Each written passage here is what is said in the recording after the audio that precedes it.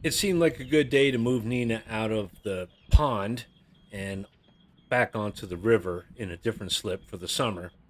I waited till high tide. There was a little bit of a breeze out of the west, but the tide was about normal high tide, maybe a foot and a half. And of course, the GoPro stopped recording.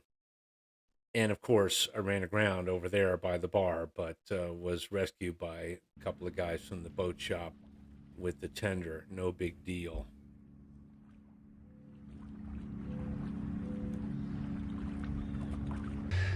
Oh yeah, it's Taco Tuesday. 3 for $6. Mm-mm-mm.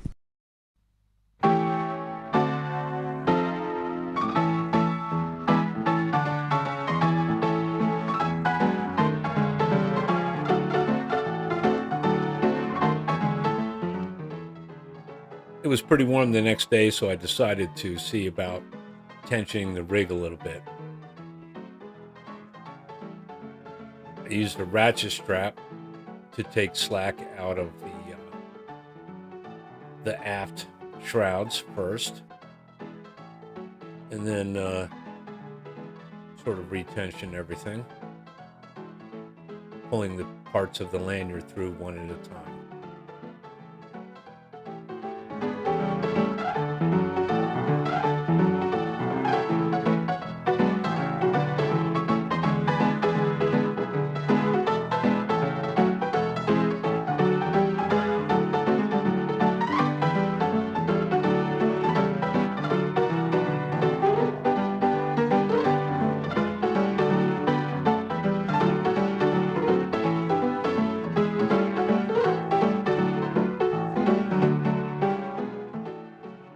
I repeated the process on both sides. I'm sorry if you can hear my neighbor mowing their lawn right now, but this is my narrow window to do this voiceover. It went pretty well. There's no way to measure the actual tension, and I sort of erred on the side of caution by not cranking things down too tight because on a hotter day it would tighten up even more. I'm gonna have to play it by ear. The lanyards on these aft shrouds are brand new line too, and it's gonna stretch a little bit. So we'll have to deal with it as things change.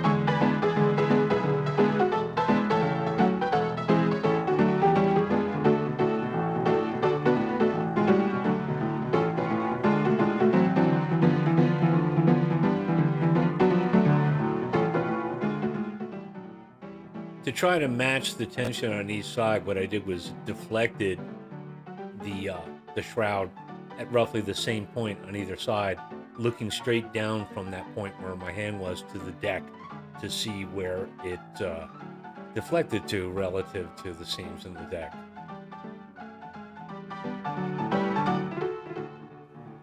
Then it took a little time to trim the ends so they matched and apply some service to them. I could have just tied them off like they were before, but I kind of wanted to make it pretty, even though I could very soon have to cut all that thread away and to free up the ends to retension it.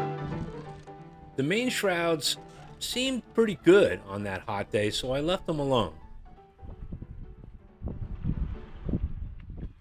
I did take a little time to cut away the last of the rotten lashings on the old shear poles, the lower two anyway, one on either side. I don't know if I'm going to want or need to restore them. Eventually, there are going to be wrap boards, at least on the starboard side. All I had to do was tape a sharp knife to one of the boat hooks, and that worked pretty well. It saved me having to stand on the pin rail and overextend myself to try to get at them. Went pretty well.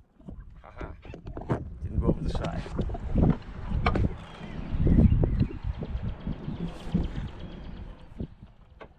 Then I hoisted the main to have a look at establishing some reefing pendants. The way it works is You've got a line with a stopper knot on one side of the comb and a spliced eye on the other end. This is for single line slab reefing. Then that gets hooked to the tackle, which we see here in the stove position. There's a hook on it, a snap hook that goes to the lanyard.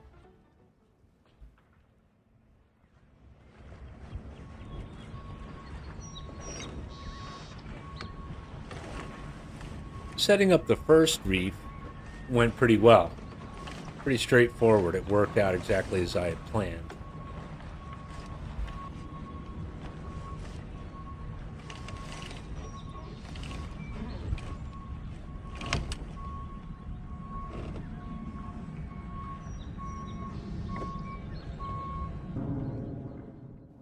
With that first reef pendant at the length I'd set it at, I was able to hook the tackle to it and then haul on that to tension it up without any problems.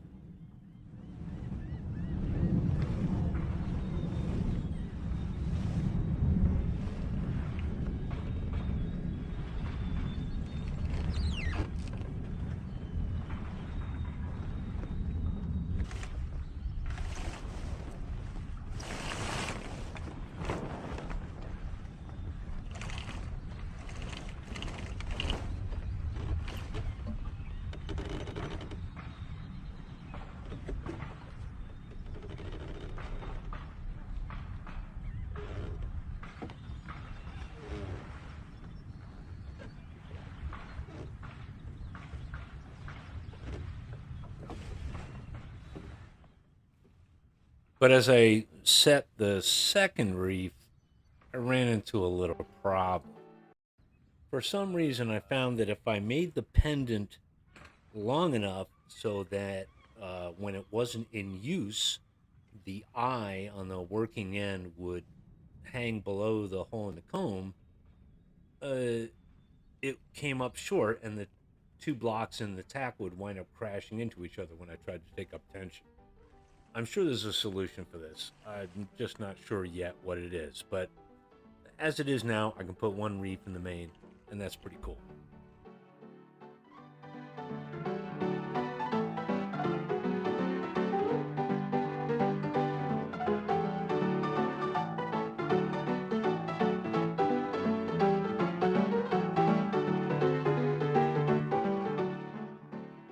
When I returned home from that visit, I took the sail cover with me, the mainsail cover, and I decided to sacrifice the bimini cover that came with the boat without a frame for it and without, in my opinion, any need for a bimini at this time.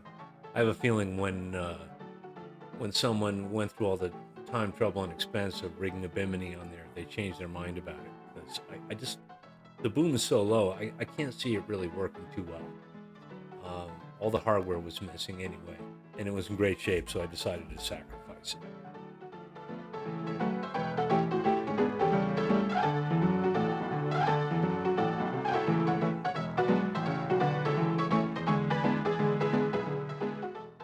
The idea here was to use the fabric to make some patches to go over the patches I did previously that weren't really wide enough. The fabric in general is so threadbare, it just needed a little more doubling. Whether or not this is going to be sufficient this time remains to be seen. I got to put it back on the boat and expose it to weather and all that stuff. I tried a number of different methods of stitching it. I got kind of tired of doing it this way, where you have to constantly flip it over and make the stitch on the backside.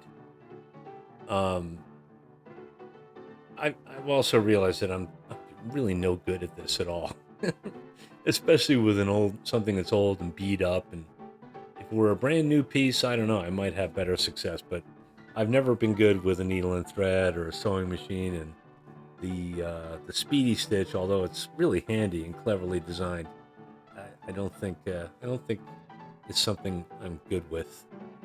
But I'm trying here. I don't want to just discard this, and I don't want to just wrap the sail in whatever, although I may wind up doing that. The bottom line is I cannot afford a new sail cover right now, and I think if I handed this to somebody to repair, they would just laugh at me. But I got it done as much as I could, and I'm going to bring it back to the boat, throw it back on there, and see what's up with it.